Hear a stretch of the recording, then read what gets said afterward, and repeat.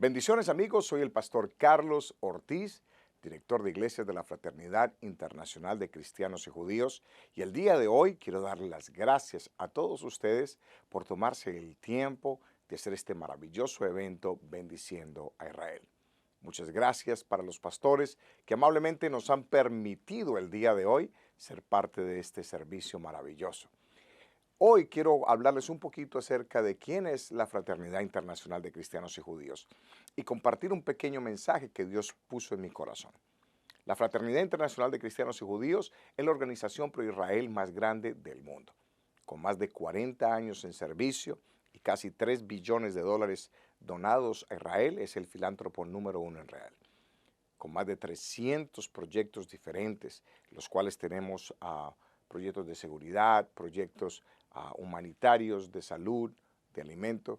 Somos quizá la organización más importante dentro de Israel para ayudar a toda la comunidad judía, cristiana y de todo el mundo. El día de hoy quiero compartir una palabra que puso Dios en mi corazón y quiero leer un poco de Génesis capítulo 50, versículos 24 al 26, donde dice lo siguiente.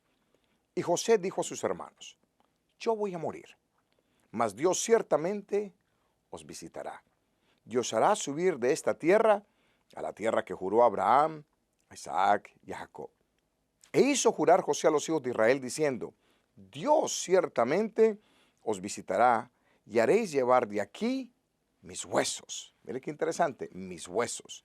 Y murió José a la edad de 110 años y lo embalsamaron y fue puesto en un ataúd en Egipto. ¿Cuándo no nos acordamos de la historia de José? Este personaje maravilloso, el penúltimo de los hijos de Jacob, uno de nuestros patriarcas, el cual tuvo una vida bastante complicada. A los 17 años, dice el libro de Génesis capítulo 37, versículo 2, dice que era un niño, vivía con su padre. Su padre le dio esa túnica de diferentes colores, la cual hizo que sus hermanos tuviesen envidia. Tuvo un sueño inmediatamente que le pusieron esa túnica. Y en ese sueño dice la palabra de que él vio cuando 2 espigas se podían doblar al frente de él. Y después tuvo otro sueño en el cual vio el sol, la luna y las estrellas, las cuales también se doblegaban al frente de él. En estos sueños, uno es de tierra, el otro es de cielo. En uno en el Señor le dice qué es lo que va a hacer y cuál es su propósito. Y va a ser obviamente gobierno, porque en la tierra, gobierno, estas 12 personas representando las 12 tribus de Israel, su padre, su madre se iban a doblegar delante de él. Pero también, obviamente, nos vemos que el cielo, el sueño del cielo, es un poquito diferente, en donde dice que el sol, la luna y las estrellas pudieron doblarse ante él. En ese sueño Dios le deja saber a José en dónde iba a cumplir su propósito. Y su propósito fue en la nación de Egipto, un país politeísta, el cual tenía 10 dioses muy importantes, por eso las 10 plagas de Egipto. Y el dios más importante es el dios Ra, que es el dios Sol. El segundo dios más importante es el dios Leolá, que es la luna. Y el tercero es Set, que son las estrellas. ¿Qué fue lo que se doblegó? El sol, la luna y las estrellas. Entonces Dios le dejó saber cuál iba a ser su propósito en ese sueño y en dónde iba a cumplir ese propósito. Todos sabemos la historia de José, cómo José lo llevan al campo, lo tratan de matar, lo meten en una cisterna. De la cisterna lo sacan, lo venden a los ismaelitas como esclavo. Los ismaelitas lo introducen en Egipto, en donde llega a la casa de un hombre llamado Potifar, y ustedes conocen perfectamente la historia. Ahí sirve por unos años hasta que es calumniado, hasta que es vituperado, y lo ponen en la cárcel con un falso testimonio de que iba a violar a la esposa de Potifar. Pasa años preso, en la cárcel conoce un panadero y conoce un copero. Y en este lugar tan difícil tuvo una conexión con el copero, y el cual le dijo, yo quiero que tú te acuerdes de mí cuando estés en palacio, porque a ti te van a restituir tu trabajo, mientras que el panadero le dijo, tú vas simplemente a morir.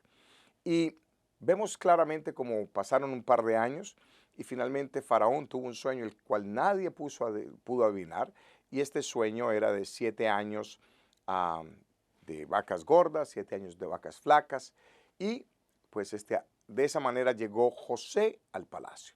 Ahora bien, pasan muchos años, se reencuentra con sus hermanos, vive perfectamente con sus hermanos, perfectamente con su familia. Y al final de su vida, cuando ya está muriendo, le dice, yo quiero que tú hagas llevar de aquí mis huesos. Mire qué interesante esta promesa. ¿Por qué José les hizo prometer que iba a llevar de ahí sus huesos? Sencillo, porque los huesos significan estructura, valores, significan forma. Los huesos es lo que le da forma a nuestro cuerpo. Sin los huesos, nuestro cuerpo sería simplemente un manojo de carne y grasa. Pero los huesos es lo que nos da la forma, es lo que nos da estructura, es lo que nos sostiene. Entonces, era importante para José que ellos se llevaran los huesos porque ellos iban a necesitar esa forma, esos valores y esa estructura. La palabra de Dios dice que entonces cuando muere, lo embalsaman. El Talmud, no la Biblia, pero el Talmud, que es el recuento oral de la Biblia para los judíos, dice que entonces asignaron una familia, igual como a Faraón, para que cuidara los huesos de José. Lo embalsaman o lo embalsamaron y lo cuidaba una familia, la cual de familia en familia se encargaba siempre de cuidar de esos huesos, de esa promesa. Del tiempo en que muere José al tiempo que comienza Faraón a reinar, habían pasado ya 30 años. Ayúdeme con la matemática. Después, usted conoce la historia perfectamente, dice que vino otro faraón, el cual no reconoció el pacto que tenía José con ese faraón y los esclavizó por 400 años. O sea que por 430 años estuvieron cuidando los huesos de José. Hasta que 430 años después de este hecho, de este momento en que José les hace prometer a sus hermanos que se llevarían los huesos, viene un emancipador, viene un hombre que los sacó de la esclavitud, vino su libertador llamado Moisés. Y mire qué interesante, cuando Moisés estaba saliendo ya con el pueblo, dice que al lado del Mar Rojo, y la palabra lo dice claramente en el libro de Éxodo, capítulo 3, el versículo 18 y 19, dice lo siguiente. Mas hizo Dios que el pueblo rodease por el camino del desierto del Mar Rojo. Y subieron los hijos de Israel de Egipto armados. Tomó también consigo Moisés los huesos de José, Dios mío, el cual había juramentado a los hijos de Israel diciendo, Dios ciertamente os visitará y haré subir mis huesos de aquí con vosotros. Habían pasado 430 años y todavía se acordaban de los huesos de José. ¿Por qué para Moisés eran importantes los huesos de José? Porque Moisés estaba a punto de formar la nación de Israel. Ese pueblo se iba a convertir en una nación. ¿Y qué es lo primero que necesita una nación? Estructura, forma, fundamentos, valores. Esos huesos se los llevaron por el desierto y estuvieron divagando por el desierto 40 años. Ya habían pasado 430, o sea que llevaban 430 años cargando los huesos.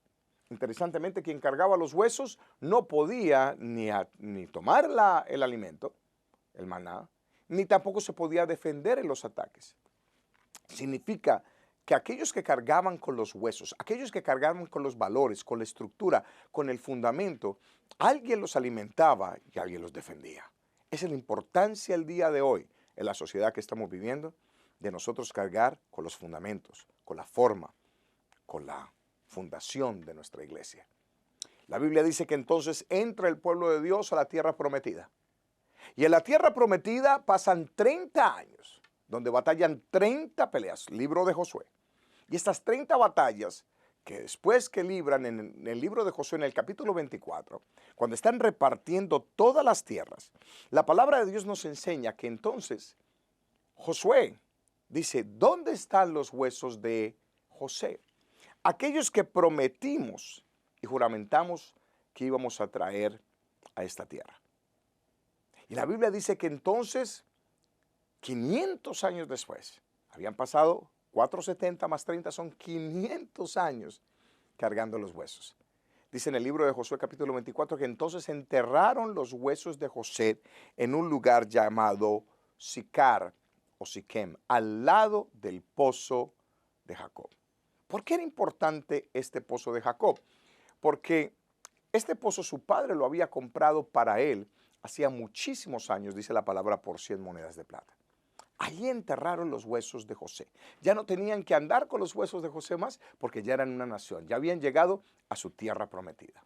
Ahora bien, pasaron 2000 años. 2000 años poderosos en donde esos huesos estuvieron enterrados ahí al lado del pozo de Jacob.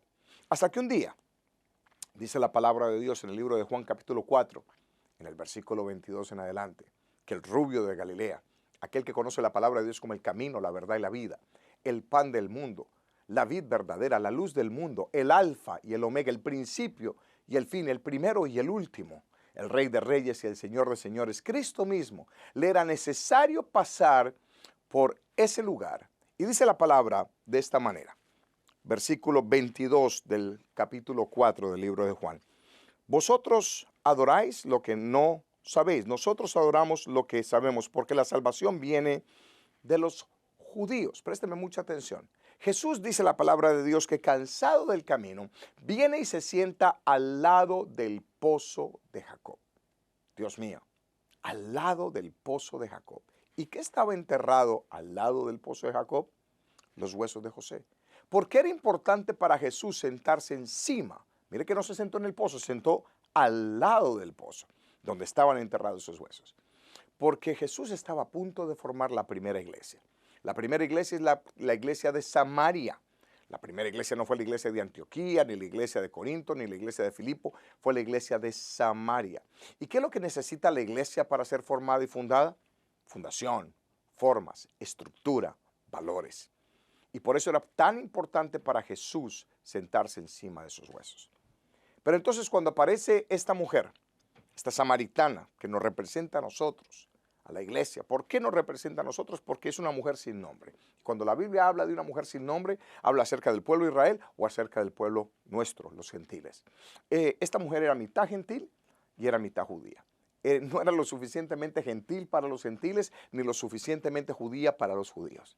Y esta mujer, la cual se encuentra con Jesús en un pozo, es como si la iglesia se encontrara con Jesús. Ella representa a la iglesia. Y mire qué interesante, que las personas más importantes de la Biblia, todas estuvieron o todas se encontraron con sus novios en un pozo. Se cree que Abraham conoció a Sara en un pozo, Rebeca a Isaac en un pozo y Raquel a Jacob en un pozo, Séfora a Moisés en un pozo y Cristo conoció en un pozo a la iglesia. ¿Por qué en un pozo? Porque el pozo significa agua, agua viva. Es esa relación que nosotros tenemos por medio de la palabra de Dios con Dios. Ahora bien, ese versículo que les acabo de leer, que está en el versículo 22, Jesús le dice a esta mujer, yo quiero que tú me des de beber.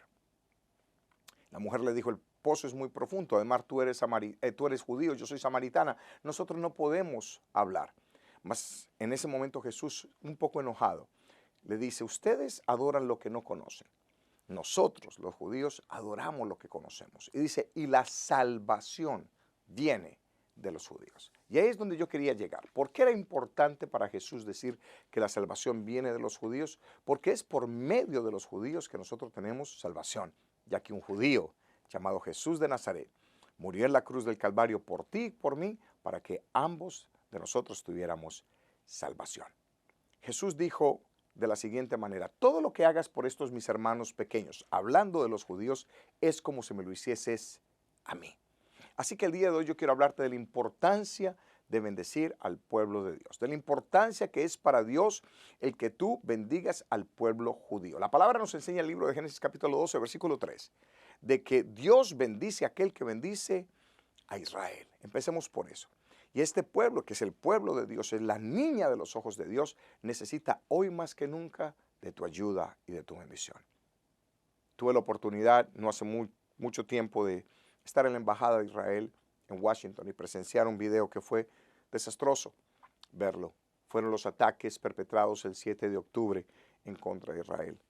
Y ver cómo los niños fueron mutilados, decapitados, cómo las mujeres fueron violadas, y ver todo esto en cámara fue realmente traumático, pero fue importante para poder el día de hoy hablarles esto y decirles que hoy más que nunca Israel necesita de nuestra ayuda. La Biblia nos dice claramente de que nosotros tenemos una obligación importante con ellos. ¿Por qué? Porque de ellos tenemos todo. Tenemos nuestra fe, que es judeocristiana, tenemos salvación por medio de Jesús, tenemos la Biblia, tenemos las promesas de la Biblia. Así que el día de hoy yo te quiero exhortar para que puedas bendecir a Israel de tres formas maravillosas. Primero, orando. La palabra nos enseña el libro del Salmo 122:6, pedid, orad, por la paz de Jerusalén. Dice, porque serán prosperados aquellos que la aman. La importancia de orar, como el día de hoy estamos orando, y como todos los días debes de orar, primeramente por Israel y por su pueblo. Número 2, hablando en favor de ellos. La Biblia nos dice en Isaías capítulo 62, versículo 1, y dice, por amor a Sión no callaré, y por amor de Jerusalén no descansaré, hasta que salga como el resplandor su justicia, y su salvación se encienda como una antorcha. Es la importancia de lo que estoy haciendo el día de hoy, hablando en favor de ellos, no tener temor de hablar en favor de ellos, porque este es un pueblo que ha sido por muchos años, no recientemente, lleva más de 2000 años que están siendo atacados injustamente. Y la última manera es ofrendando. Y hay un versículo que a mí me gusta muchísimo y está en Romanos capítulo 15, versículo 27, donde dice el apóstol Pablo lo siguiente. Lo decidieron voluntariamente, aunque en realidad estaban en la obligación de hacerlo. Porque así como los creyentes judíos compartieron sus bienes espirituales con los no judíos, estos a su vez deben ayudar con sus bienes materiales a los creyentes judíos. Dios mío, la importancia de bendecirlos materialmente. ¿Por qué? Porque ellos nos bendijeron a nosotros espiritualmente. Y la salvación viene de los judíos. Ahora bien, ¿cómo podemos hacerlo? Fácil. Podemos, a través de la Fraternidad Internacional de Cristianos y Judíos, dar una donación de $25 para que una familia judía en Israel o en Ucrania, que también están en guerra, pueda comer durante todo un mes. Con solamente $25 vas a poder alimentar una familia por todo un mes. Eso es algo maravilloso porque la Biblia nos enseña en el libro de Isaías, en el capítulo 58, que debemos de darle comer al hambriento, vestir al que está desnudo y abrigar al que está desamparado. Ese es el verdadero ayuno. Así que el día de hoy yo quiero exhortarte para que pongas en tu corazón sembrar una o varias cajas para que muchas familias puedan comer mañana. El tiempo de tener misericordia de Israel ha llegado. El Salmo 102:13 dice de esta manera, te levantarás y tendrás misericordia de Sión, porque el tiempo de tener misericordia de ella, porque ha llegado el plazo para tener misericordia de ella. El tiempo para tener misericordia de la nación de Israel ha llegado. Y si no eres tú y yo, entonces ¿quién? Y si no es ahora, entonces ¿cuándo? Gracias por tu colaboración, gracias por bendecir a Israel y que Dios te bendiga.